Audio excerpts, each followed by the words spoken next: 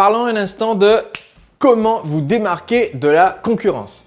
Et aujourd'hui, j'aimerais vous partager un conseil essentiel issu de mon livre Le secret des entrepreneurs libres, de façon à ce que vous puissiez vous démarquer de vos concurrents et surtout de façon à ce que vous puissiez éviter d'avoir à vous livrer à une guerre des prix.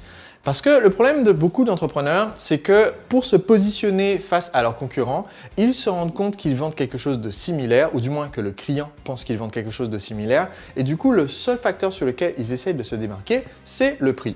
Le problème de cette méthode, c'est que ça tue votre rentabilité. Et si vous continuez donc de vous livrer à la guerre du prix le plus bas, eh bien au bout d'un moment, vous risquez de vous retrouver sur un marché qui se consolide et sur lequel les entreprises survivantes sont d'une taille trop grande et continuent de casser les prix et vous ne pouvez plus suivre et vous devez fermer la porte. D'autant plus que de toute façon, casser les prix, ça vous force aussi à rogner sur la qualité du service que vous allez fournir puisqu'au bout d'un moment, vous êtes limité par ce que vous rapporte chaque client. Donc, ça vous empêche d'investir davantage dans le succès de ce client et dans sa fidélisation. Donc, j'aimerais aujourd'hui partager une des méthodes que j'enseigne dans le livre, une seulement des méthodes que j'enseigne dans le livre, pour vous démarquer de la concurrence.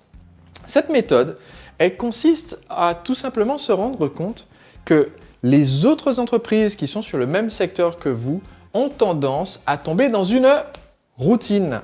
Et cette routine, c'est tout le monde parle de la même façon aux clients au sujet des produits. Ce qui fait que du point de vue du client, ces produits commencent à s'homogénéiser puisque tout le monde fait un peu les mêmes promesses et tout le monde utilise le même langage. Cependant, si vous avez une opportunité de vous démarquer de façon importante si vous communiquez en vous adressant à un public différent. Vous pouvez vous adresser à un marché qui est le même, mais à vous adresser à une tranche du marché différente de vos concurrents. Dans le livre, je donne un exemple de comment, en 2006, quand j'ai développé mon activité qui était une activité pionnière en France, j'étais une des 2 premières entreprises en France de coaching amoureux pour les hommes célibataires. Et je me suis très vite rendu compte que si le marché français du coaching amoureux évoluait comme le marché américain, ce qui a été le cas, il allait très vite y avoir une multiplication des coachs dans ce secteur. Et ça a été le cas puisque effectivement on est passé de 2 entreprises l'année où je me suis lancé, c'était maintenant il y a plus de 10 ans, à en l'espace de 4-5 ans, plus de 190 entreprises qui abordaient exactement le même marché et en communiquant exactement de la même façon.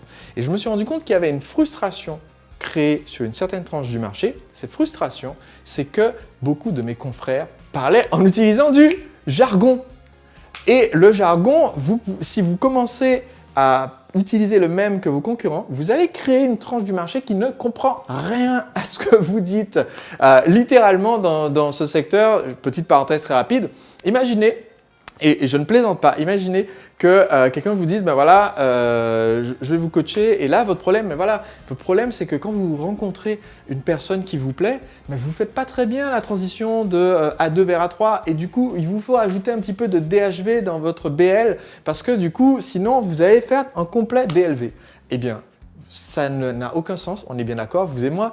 Et figurez-vous que c'est comme ça que parlaient et que parlent encore beaucoup des coachs qui ont appris aux États-Unis des expressions pour désigner des choses de la vie de tous les jours dans le langage social, de la communication. Et je me suis rendu compte en fait que Monsieur Tout-le-Monde, que l'homme sympathique et bien sûr lui qui veut rencontrer la femme de sa vie ne comprenait rien à ce jargon et que je ne pouvais pas l'adopter moi aussi. Donc je me suis mis à parler le langage de mes prospects, de mes clients, au lieu de m'adresser à un public de spécialistes. Et vous pouvez en fait faire une transition similaire en changeant soit le vocabulaire que vous utilisez, donc c'est la première piste, changer de vocabulaire. La deuxième piste, c'est de changer de promesse. Donc, même si votre produit est similaire à celui de vos concurrents, vous pouvez raconter son histoire de façon différente et mettre en avant un autre aspect de ce produit ou service que celui employé par la concurrence. Et encore une fois, je vous donne un tableau comparatif dans ce livre, Le secret des entrepreneurs libres, qui vous permet de le faire. Mais je veux que vous compreniez bien cette clé.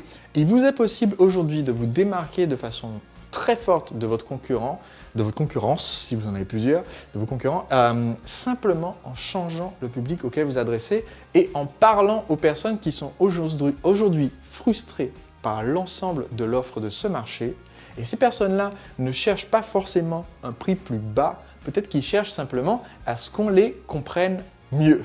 Tout cela, je vous l'explique dans mon livre Le secret des entrepreneurs libres. Dans ce livre, je vous explique comment vous pouvez réaliser vos rêves avec un système marketing qui est simple, qui est concret et qui fidélise vos clients et qui vend vos produits et services en votre absence 24 heures sur 24. Donc je vous explique comment vous pouvez mieux communiquer avec vos clients de façon plus percutante en faisant une offre irrésistible et je vous explique comment vous pouvez automatiser cette communication pour gagner du temps.